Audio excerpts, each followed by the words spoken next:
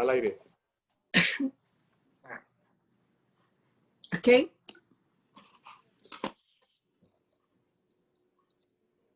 Empezamos? Ok. Boa noite a todos. Muy buenas noches a todos del programa de ayuda humanitaria y psicológica. Bienvenido, doctor Bernardo. Nuestro invitado muy querido y especial de esta noche. Te voy a presentar y después el público es tuyo. Doctor Bernardo es psicólogo por la Universidad Nacional de Colombia, doutor em saúde pública por la Universidad Doutor de em Texas, saúde pública Houston, pela Universidade de Texas, em Houston. mestre e doutor em sexualidade humana por el Instituto de Estudos Mestre pelos Avançados estudos avançados de la Sexualidade Humana da de sexualidade Califórnia, humana da Califórnia. professor titular de Sexologia Professor da titular de Universidade de Sexologia da Caldas por Universidade 25 Caldas anos, por 25 anos. pesquisador de saúde pública na Pesquisador de saúde Universidade de pública na Houston, Universidade de Houston, Texas. membro associado, membro da Associação Americana da de Associação Educadores, Americana de Consultores e Educadores, Terapeutas Consultores. Sexuais, ex-diretor do Centro de É Investigação diretor do da Centro de Associação Investigação Colombiana de da Psicologia, Associação Colombiana de Psicologia, diretor do Centro de Estudos e Saúde da Universidade Autônoma de Bucaramanga. E atualmente o presidente do Colégio Colombiano de Psicólogos. do Colégio Colombiano de Psicólogos. O tema de sua conferência é a O tema de sua masturbação conferência caluniada. é a Tendrás masturbação que caluniada. Você vai ter que explicar, doutor, o que para nós. E tendrás 40 minutos e Você vai depois ter 40, 45 minutos e depois o público fará comentários e perguntas. Muito bem-vindo e perguntas e comentários. Boas-vindas e muito obrigado. Muito obrigado a você pelo convite. Saudações cordiais a todos aqueles que estão participando no programa de ajuda humanitária psicológica, que tem organizado esses diálogos, esses encontros. Saudações a todos que se interessaram em compartilhar esse tempo conosco. Em uma reunião anterior a esta, Ana Maria Fonseca Sampieri, mencionei que a masturbação era a conduta da história. Então, em seguida, ela me convidou a esse conversatório a fim de que comente dessa conduta tão caluniada que é a masturbação e para que fale da sexualidade na pandemia. De modo que, no princípio, eu vou contar um pouquinho sobre qual é a perspectiva que eu vou comentar aqui. Perspectiva de alguém que cresceu em um lugar com espaços maravilhosos, mas nunca comentaram comigo sobre sexualidade.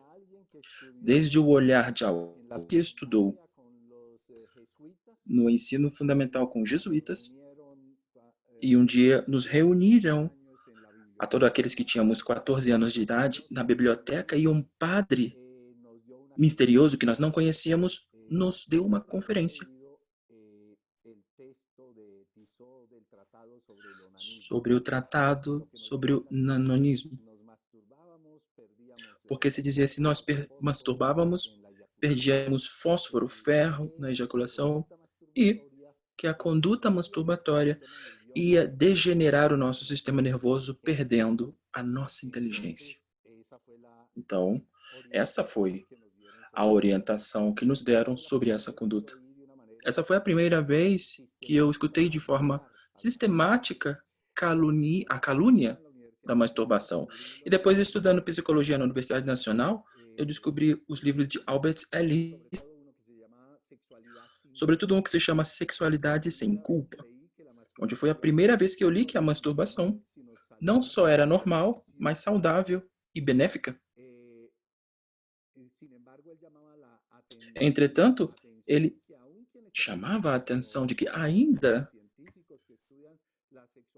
que todos os cientistas que estudam a sexualidade eram tímidos, por assim dizer, no tocante a falar sobre o tema masturbatório. Já eu, como professor na Universidade de Relación con el doctor Elí Alzate, un pionero de la sexología en América Latina y quien era un colega y amigo de Gerard Swan, otro médico, urólogo y sexólogo francés. Psicólogo francês,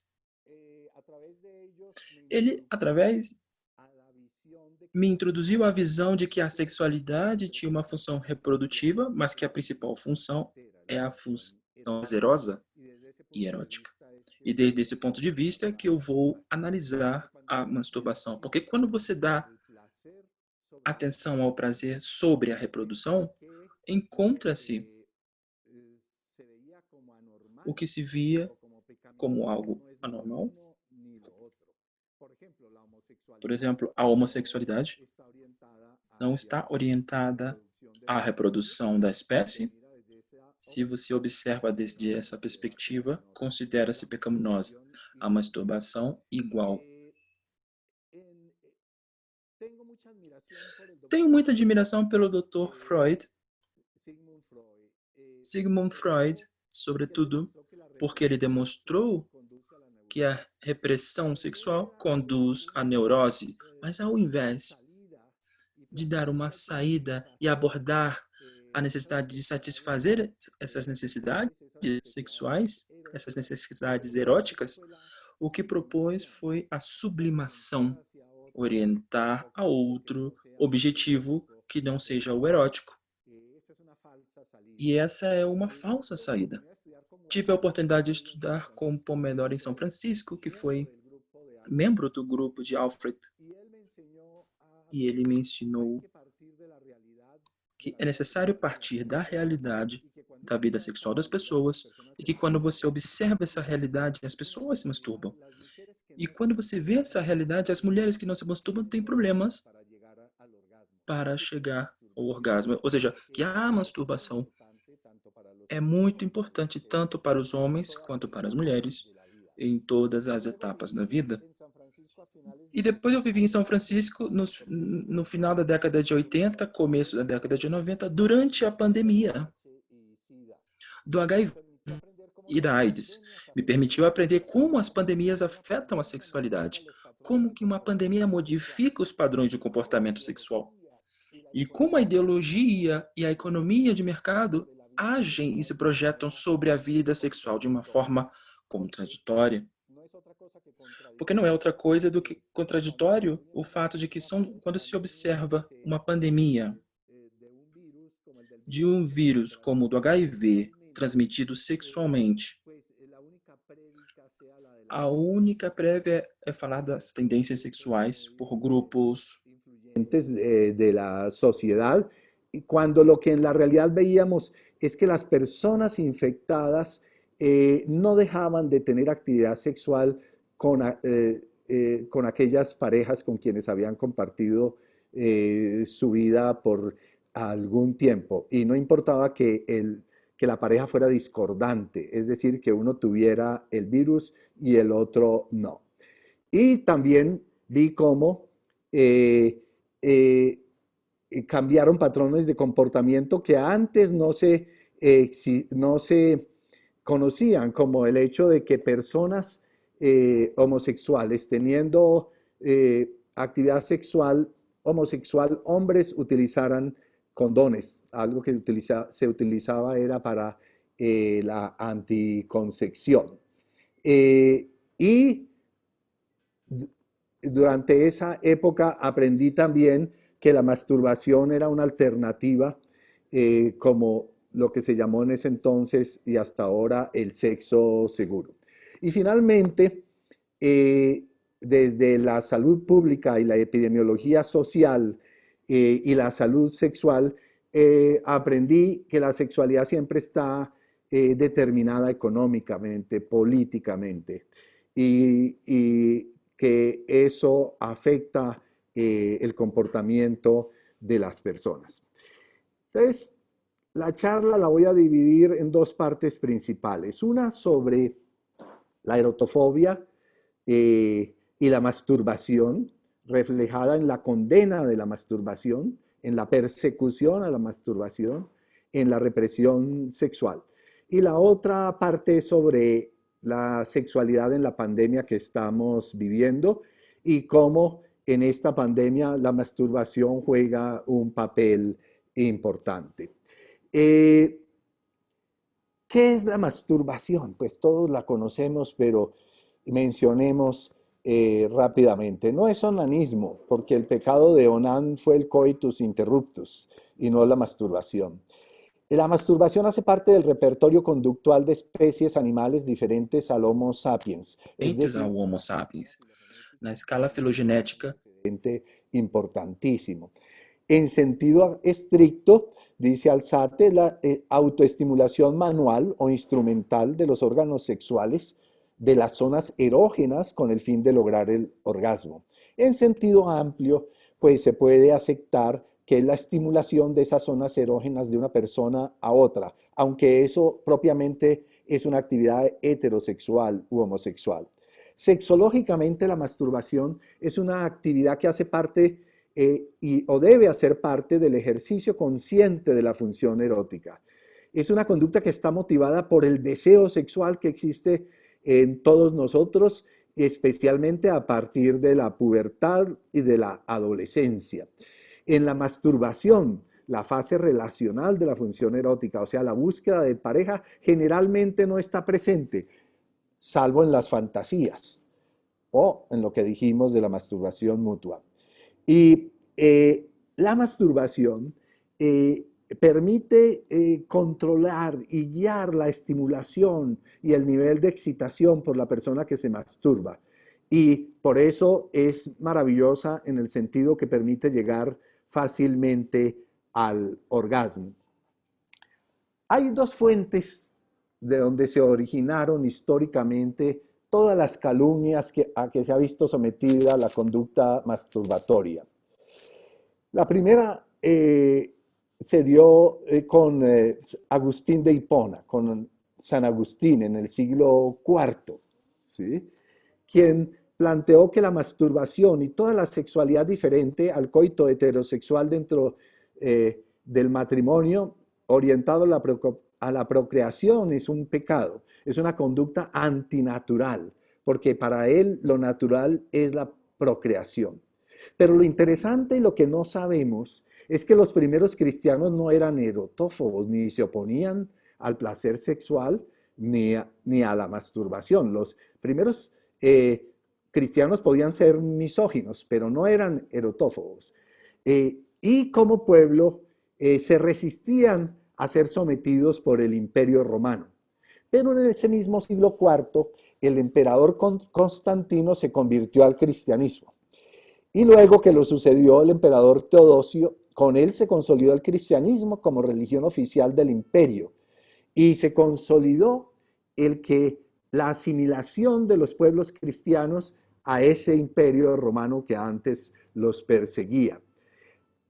No se puede entender este cambio en la cultura religiosa de los gobernantes romanos sin entender el cambio en la doctrina que produjo Agustín de Hipona. San Agustín reinterpretó el Génesis, introduciendo el deseo sexual como pecado original cometido por Adán al no aceptar pues la orden de Dios de no tomar la manzana y no comer de la manzana, lo cual hasta entonces, hasta el siglo IV, se interpretaba como el derecho a decidir, como el derecho a la libertad política. Es decir, ese era el sustento de los cristianos, el sustento ideológico para no aceptar el sometimiento a un imperio, para no aceptar el sometimiento al imperio romano.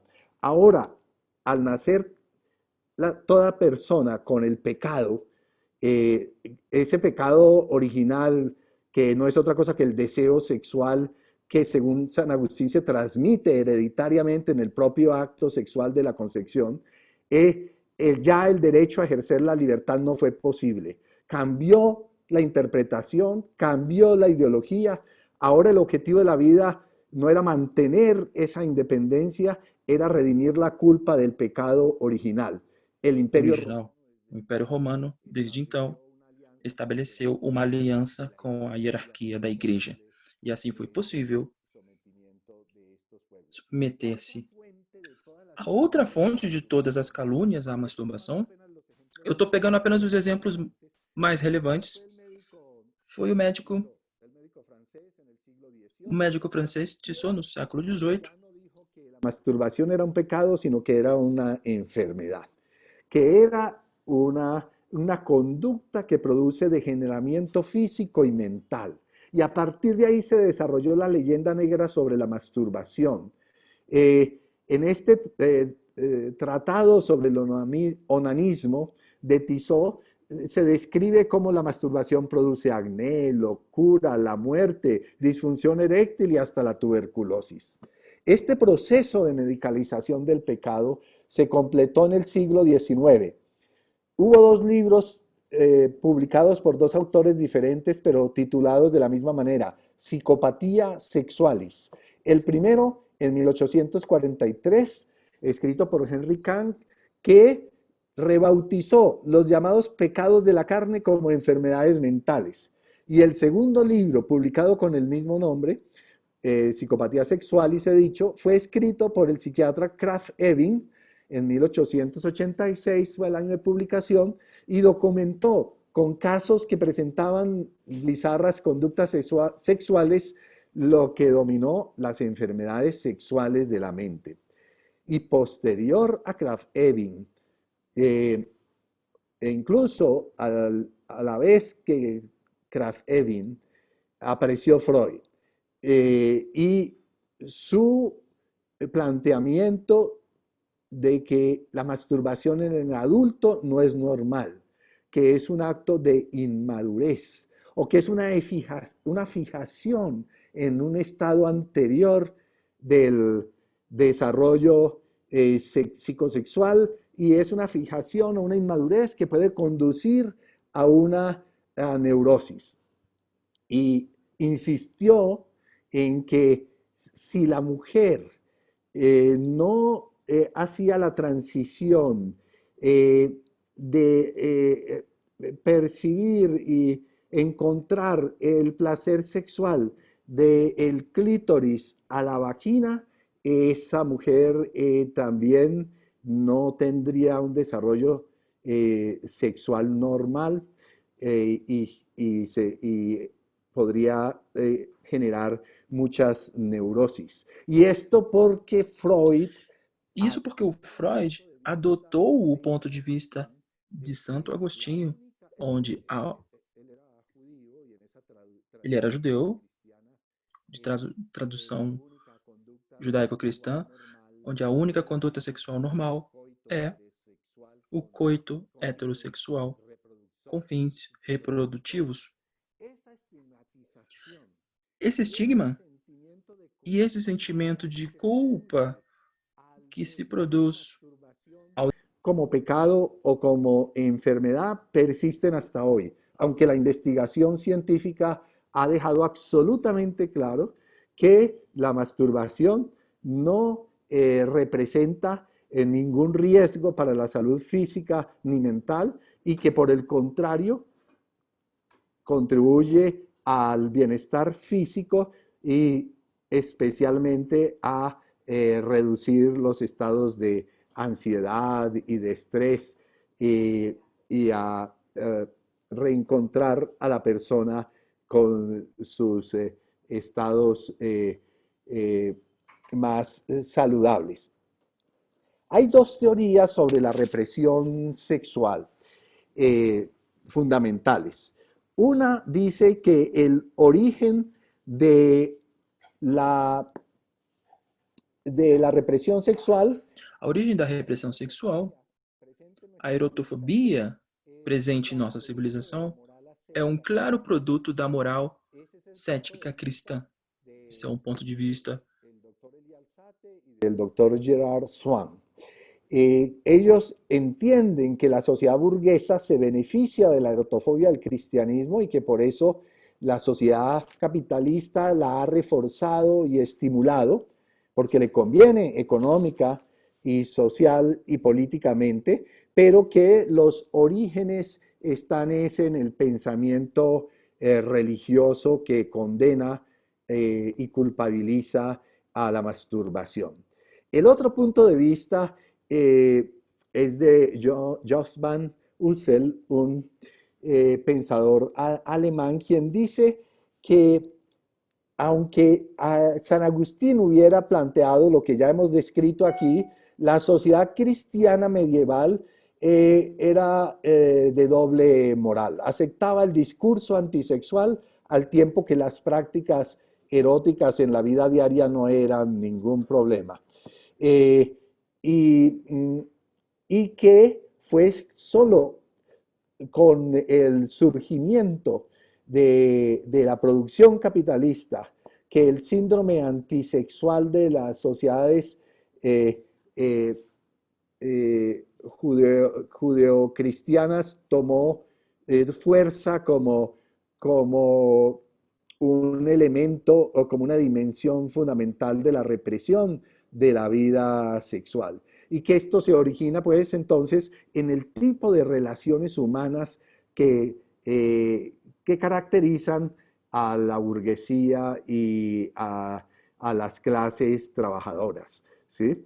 Y que por eso la familia burguesa es un pilar de la sociedad capitalista, esa familia monógama con reproducción, porque orientada a la reproducción, porque aunque las condiciones son muy distintas a las del feudalismo y se ha liberado la población y una mano de obra de hombres y mujeres para que se vinculen a la manufactura y se ha creado esta clase de comerciantes, la familia burguesa y el control sobre la sexualidad va a ser muy importante para la estabilidad social. Bueno, ahora, y esto si uno estudia o va a los historiadores que han investigado la revolución industrial y su impacto en la sexualidad, ¿sí? Encuentra que este punto de vista pues, está muy bien documentado.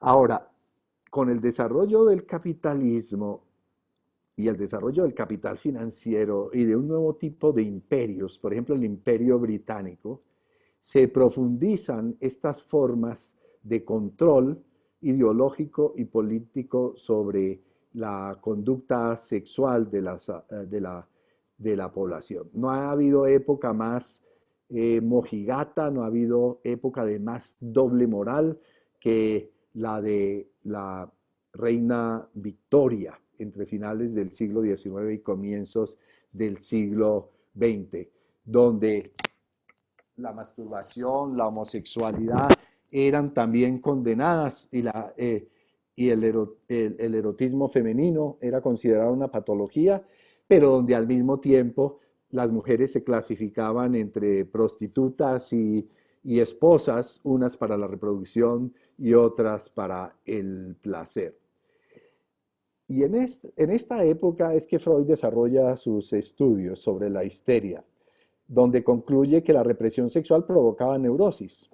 Y como mencioné, en lugar de proponer la necesaria satisfacción de la libido, terminó postulando como sustituto la sublimación. Y retoma todo este pensamiento de San Agustín.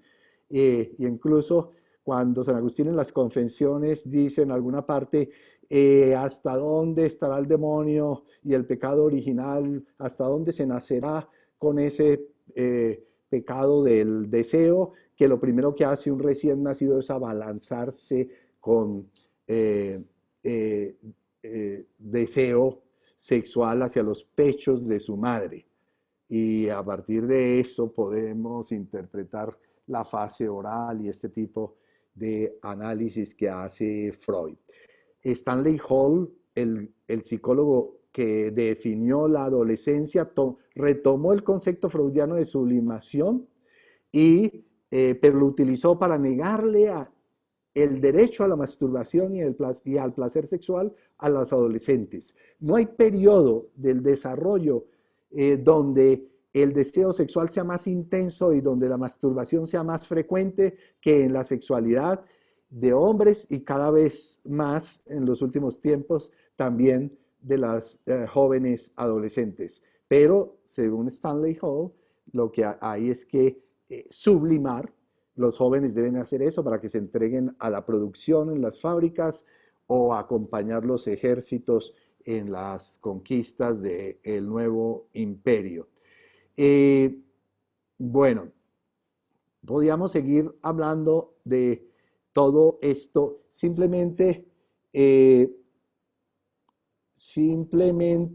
decir que en los años recientes, bueno, hace 25 años, hubo un incidente, una situación que muestra hasta dónde en regímenes políticos supuestamente muy liberales hay se calumnia a la masturbación todavía y se persigue a quienes traten de sostener lo contrario.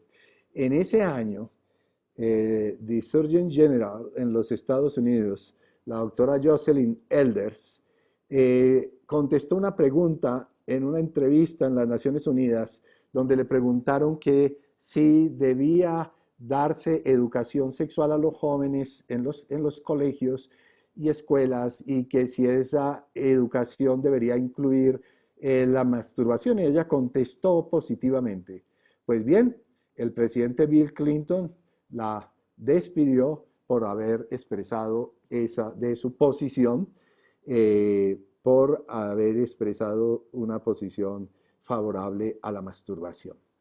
Bien, esa es la primera parte y en unos 10 o 15 minutos voy a hablar entonces de la sexualidad en la pandemia. Ya mencioné un antecedente que es la otra pandemia, la del VIH, SIDA. Y algunas lecciones aprendidas de esa pandemia y de la Daquela sexualidad. pandemia e da sexualidade são as: a pandemia, na radicalização das atitudes conservadoras ante as atitudes liberais, ou seja, as atitudes erotofóbicas, eh, atitudes erotofílicas,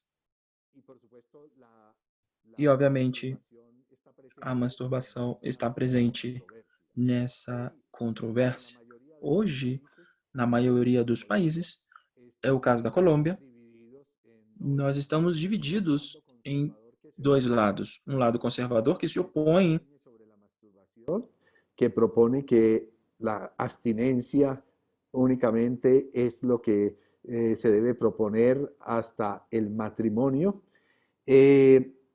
Y otro sector, pues, que recoge las banderas de una libertad responsable de la sexualidad y que plantea que la masturbación es una conducta saludable que hace parte de la vida normal de las personas, no solo en la adolescencia, sino también en la vida de hombres y mujeres adultas. Ahora, en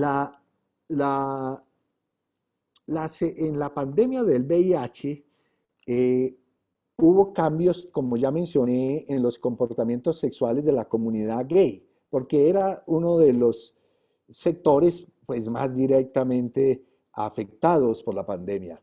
Pero afectó a toda la población en general. La pandemia contribuyó a dar visibilidad y a lograr ciertas conquistas, en primer lugar, en cuanto a los derechos de la comunidad LGTBIQ o más, como se diga hoy, a todo el espectro de la diversidad sexual. Y como ya mencioné, modificó comportamiento y como estamos en un sistema económico del cual no podemos escapar, el tratamiento antirretroviral para las personas con el VIH, pues ha producido multimillonarias ganancias a lo que en términos coloquiales se conoce como Big Pharma, o sea, las transnacionales farmacéuticas. ¿Qué ha pasado con la conducta sexual durante esta pandemia del COVID-19? Conocemos ya resultados preliminares de varios estudios. Hay incluso estudios longitudinales que van haciendo el seguimiento a lo que ocurre con la conducta sexual en distintos países. Y esos estudios nos permiten decir que ha habido cambios significativos en la vida sexual en estos meses, en esta primera mitad del año, y que esos cambios se han dado en tendencias hacia dos extremos. Un grupo poblacional en el que actualmente durante la pandemia ha empezado y mantiene una mayor actividad sexual, una mayor frecuencia de actividad sexual, y específicamente se ha encontrado que hay más personas que se están masturbando, que existen las condiciones para eso, pero también hay un grupo importante de personas que se ha ido hacia el otro extremo. Hay también un alto porcentaje que no está teniendo actividad sexual, o que tiene menos actividad sexual con menos frecuencia de la que tenían en su vida previa a la pandemia. Lo cierto es que todos hemos buscado adaptar nuestra vida sexual a las nuevas condiciones de la pandemia, a las nuevas condiciones de la cuarentena, por ejemplo. Y entonces hemos podido encontrar cosas como las siguientes.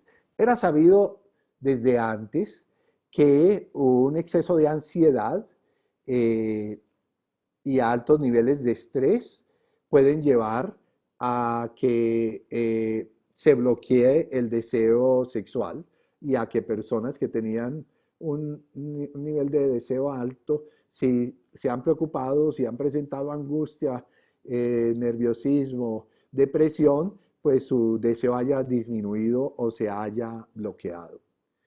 De otra parte, sabemos también que hay personas que son amantes del riesgo,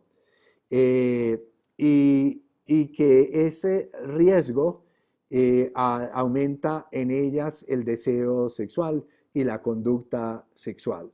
Entonces, los riesgos y las incertidumbres que nos presenta la pandemia, el riesgo a la infección, el riesgo a la muerte, el miedo a la muerte, propia o de nuestros seres queridos, y todos estos riesgos, pues para algunas personas se han convertido en un aliciente, Tornou-se em, en un estímulo adicional em um estímulo adicional su necesidad de una mayor sua necessidade excitación de uma maior sexual. excitação Eh, sexual. ¿Qué es lo que se ha encontrado? Bom, Que este o cambio que de actitudes y demonstrou-se de que essa conductas mudança de de un atitudes e extremo al condutas otro para um pues extremo está ou outro determinado por condiciones está materiales determinado por condições materiais e y sociais, con estilos de vida anteriores, con com rasgos de estilos de personalidad. vida Y de acuerdo a estas anteriores, com condiciones, traços de personalidade. De acordo com essas han condições, afectado las distintas fases de afetou-se la as función erótica. diferentes Unas tienen que ver fases da con função aumentar o erótica, disminuir el deseo, pero en la fase relacional de la mas a función erótica, fase en la fase relacional da de função buscar erótica, encontrar pareja sexual, procurar pues ha habido cônjuges distintos sexuais, cambios. Igual houveram várias las mudanças, formas de estimulación, igual que as formas igual de los estimulação, niveles de excitación, igual que ¿sí? os níveis de La excitação, frecuencia de los orgasmos, la a intensidad frequência aos de orgasmos, a los orgasmos, intensidade dos y ha orgasmos. aparecido, eh, Então, y ha apareceu aparecido entonces un, então un área privilegiada uma área privilegiada que é a do sexo virtual, como era de se esperar. Toda a nossa vida agora é canalizada através dessas novas tecnologias. Entonces, por ejemplo, Portanto, por si en las exemplo, condiciones actuales se ha se nas ganado condições atuais ganhou-se privacidade, pero se ha perdido mas contacto perdeu-se físico contato físico, con las parejas sexuales, pues personas con alto deseo sexual han aumentado la frecuencia masturbatoria o el consumo de pornografía.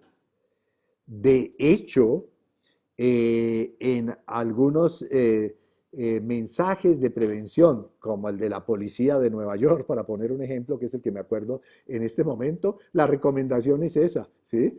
Mastúrbese, vea pornografía, eh, eh, tenga sexo virtual.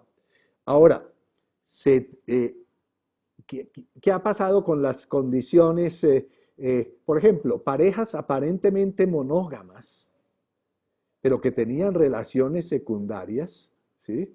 Que tenían amantes, se han visto durante la cuarentena abocadas a que tienen que oficializar relaciones abiertas, ¿sí? Porque es la única manera de disminuir la angustia de no tener o, o de no tener que escaparse en condiciones difíciles a tener esos contactos sexuales que antes se tenían. Ahora, si lo que queda cerca y disponible como pareja sexual son amigos, muchos de, pues, muchos de esos amigos han negociado que por ahora pueden ser amigos con beneficios. Mantener una relación de amistad, pero donde ahora se incluye un componente erótico. Mujeres pudorosas ahora envían mensajes insinuantes. Entonces, en estos días vi en Instagram una persona que conozco que ha sido muy recatada, entonces, ¿sí? Enviando una canción y la letra de la canción era, si quieres que juegue con tu cuerpo, llámame esta noche, o algo así. Entonces, de acuerdo con nuestra realidad, hemos cambiado. Y hemos cambiado todos, los hombres, las mujeres, los adolescentes, los viejos, los homosexuales, los heterosexuales, ¿sí? Por supuesto, se cambia dependiendo también de los hábitos sexuales previos. Personas, como ya he mencionado, de alta frecuencia masturbatoria, fácilmente ahora se ha incrementado, ¿sí? Personas reprimidas sexualmente pueden haber encontrado ahora una excusa para evitar todo contacto sexual.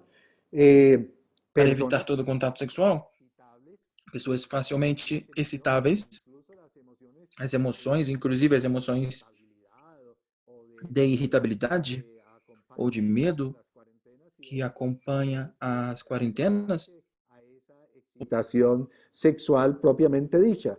Y entonces los psicólogos empiezan o empezamos a buscar teorías que se hayan desarrollado y que permitan entender estos cambios comportamentales, ¿sí?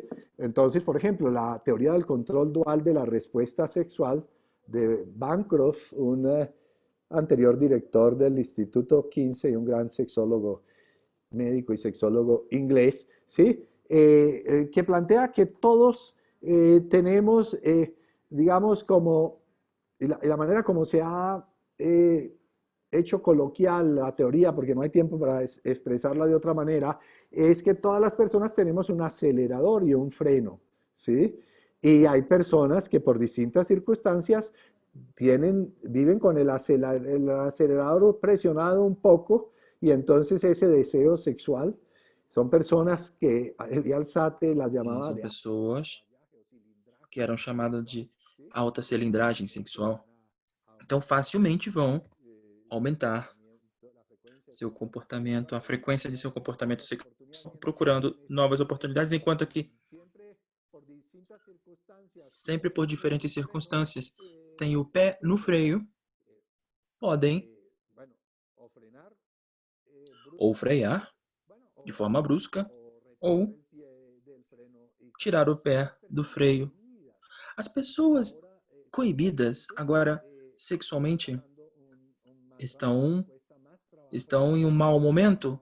Para eles é mais difícil a expressão do desejo, o contato físico e a excitação, ou o acesso à excitação virtual. Muito bem. E com isso eu já concluo. Durante a pandemia, aumentou-se a vida sexual, né? Então, a porcentagem mínima de pessoas que geralmente relatam que não têm fantasias sexuais continuam sem tê-las. Mas 60% das pessoas 96%, que sempre dizem que tem o menor grau de fantasias sexuais, têm tido mudanças. Están teniendo muchas más fantasías que antes de la pandemia. Un grupo menor está teniendo menos fantasías. Ahora, cuando se entrevista a esas personas, ellas reportan que tienen más fantasías en la medida en que tienen menor actividad real, ¿sí? Y como la necesidad sexual es la misma o similar, pues entonces las fantasías se aumentan. Ahora, hay personas que reportan que utilizan las fantasías sexuales para reducir la ansiedad. Y por supuesto, para compensar, como ya mencioné, el no tener actividad sexual real. Ahora, como ustedes han de suponer, esas fantasías usualmente se acompañan de masturbación. Y esta es mi reflexión final. Hemos empleado la masturbación como un referente del placer sexual que ha sido negado históricamente a hombres y de manera discriminatorias y muy crueles a las mujeres. La clitoridectomía que se empleó durante la época victoriana en Europa continental y en la misma Inglaterra y en Norteamérica, pues no tiene aceptación posible. Las distintas sociedades y los diferentes modelos económicos han hecho bien su trabajo para emplear la represión sexual como medio de control ideológico y de sometimiento de los cuerpos. La masturbación masculina y femenina es una posibilidad gratuita de reencuentro con vivencias eróticas que son física y mentalmente saludables. Las pandemias desnudan lo vital que es satisfacer nuestras necesidades sexuales. Las pandemias han provocado cambios significativos en actitudes y comportamientos sexuales, algunas negativas, pero muchas de ellas muy positivas para el disfrute del derecho de los humanos al placer sexual. La masturbación es una posibilidad de ejercer conscientemente la función placentera de la sexualidad. La masturbación es una placentera, una actividad placentera que, como yo digo usualmente a mis estudiantes, está al alcance de la mano. Muchas gracias.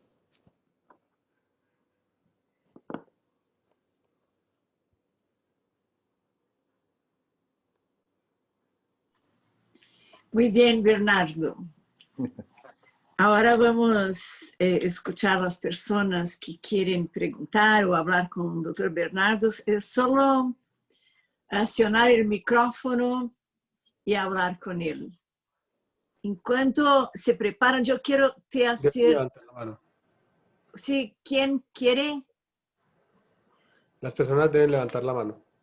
Sí, levantar la mano. Por hablar en manos, levantar la mano. Bernardo, te quiero compartir y te preguntar algo. Hay en los últimos años acá en São Paulo profesionales de sexo que no son tradicionales, o sea, no utilizan el cuerpo, utilizan estimulaciones y enseñanzas eróticas que son derivadas del sexo tântrico. Y hoy conoces, ¿no? Hay instituciones acá que trabajan incluso conosco en la educación sexual de algunos pacientes. y educación erótica. Hoy mismo un paciente me contó que hay una nueva modalidad de estos profesionales que es para que se masturben virtualmente, cuentan historias sexuales, porque tienen dificultades en hacer fantasías para la masturbación, habituados que están con el visual y el auditivo, no el imaginario. Y yo quería saber tu visión y tu opinión acerca de esto, por favor. Sí, es una tendencia que se ha desarrollado en los últimos años. Betty Dobson es una Betty sexóloga. Dobson é uma sexóloga bem conhecida Su trabajo en masturbación, pelo seu trabalho. dos libros fabulosos. Tem dois livros ótimos, um que se chama Sexo para um e o outro Sexo para dois. São dois livros diferentes.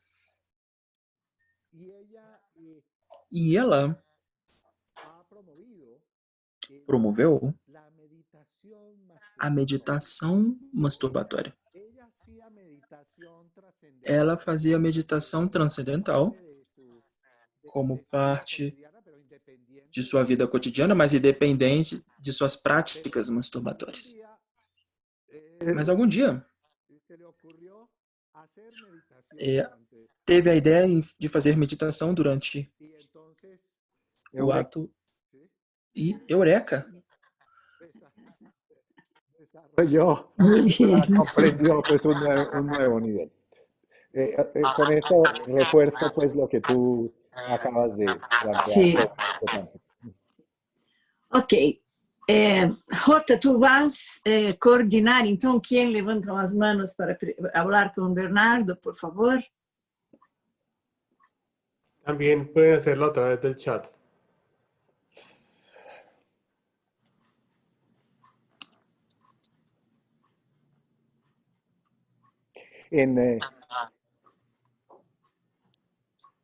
Dime, Bernardo.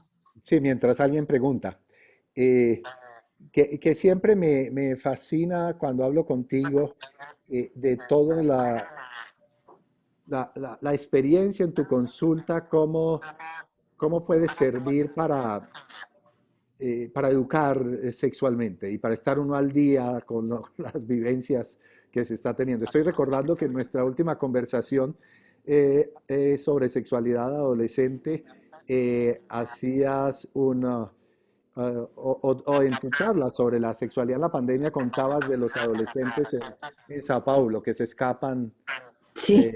de su casa.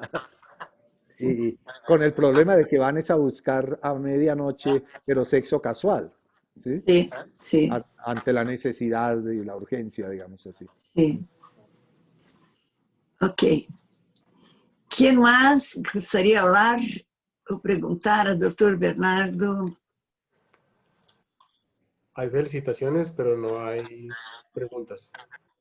Sí, y puedes decir las citaciones, no las veo acá.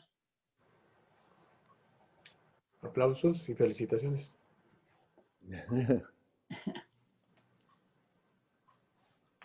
Sí. Ok.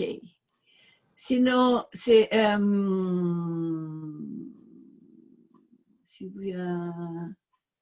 Silvia Marçano habla que não consegue comunicar-se. Silvia é uma importante urologista feminina, a única que conosco e que trabalha com sexualidade. Foi discípula de Nelson Vicello, que foi meu maestro de sexualidade em Brasil. Se não conseguimos fazer perguntas, então aproveitamos a presença do Dr. Bernardo para fazer seus comentários e, enfim, temos 9 minutos e puedes fazer tus reflexiones finales, Bernardo. Sí.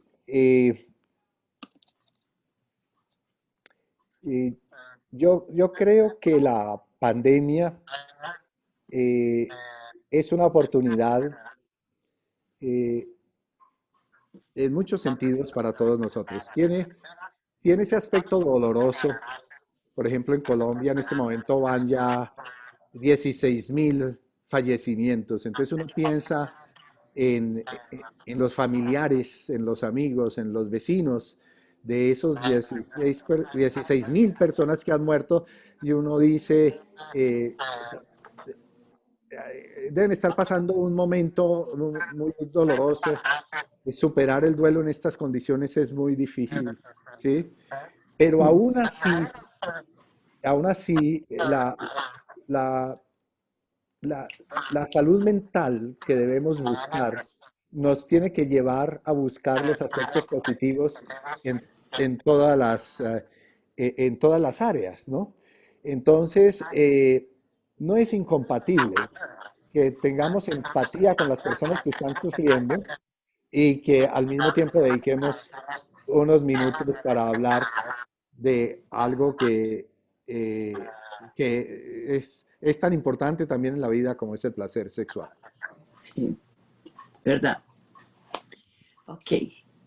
Pero hay muchas creencias que no permiten. Incluso uno de